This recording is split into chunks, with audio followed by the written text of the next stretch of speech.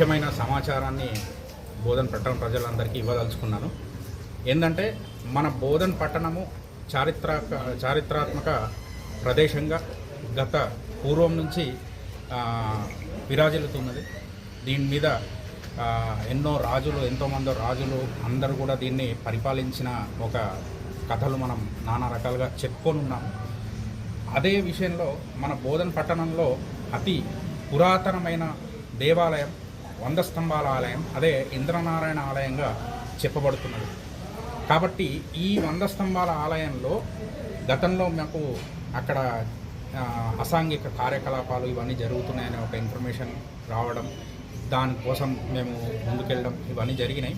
అయితే ఇప్పుడు మాకు వచ్చిన ఒక ఇన్ఫర్మేషన్ ప్రకారం ఏంటంటే అక్కడ శిలాశాసనం ఉన్నది.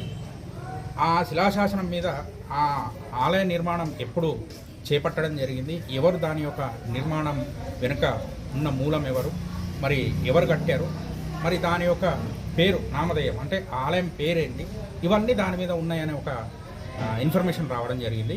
అదే మేరకు మేము ఇక్కడ అధికారులకి, బోధన్ పట్టణ అధికారులు ఎవరైతే ఉన్నారో మన సబ్ కలెక్టర్ గారు, ఐఏఎస్ గారికి కూడా ఈ వినతి పత్రాన్ని ఇవ్వడం జరిగింది. అంటే తగిన అధికారులందరితో మేమందరం కలిసి జాయింట్ ఇన్స్పెక్షన్ చేసి ఆ శిలాశాసనాన్ని కట్టడి చేసి, అంటే దాన్ని కాపాడే ఒక బాధ్యత మన పైన ఉన్నది.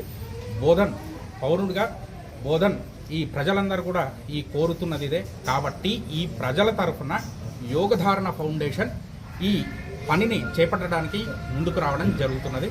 ఇదే బోధన పట్టణ ప్రజలందరికీ నేను విన్నపించవలసుకున్నది. కాబట్టి అందరూ కూడా సహకరించి ఇలాంటి ఒక పురాతన కట్టడాలని కావచ్చు, ఈ ఆలయాలు కావచ్చు, శిలాశాసనాలు కావచ్చు, ఇవన్నీ కూడా మనం కాపాడుకోవాలి. ఎందుకంటే మన పట్టణానికి, మన దేశానికి ఇది అస్తిత్వం. కాబట్టి ఆ అస్తిత్వం మనం పోగొట్టుకోకూడదు. మన యొక్క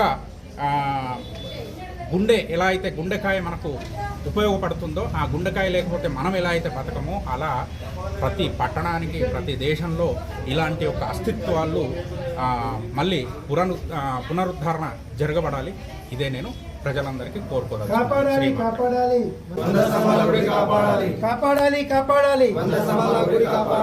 మరిన్ని అప్డేట్స్ కొరకు మన ఛానల్ ని సబ్స్క్రైబ్ చేయండి.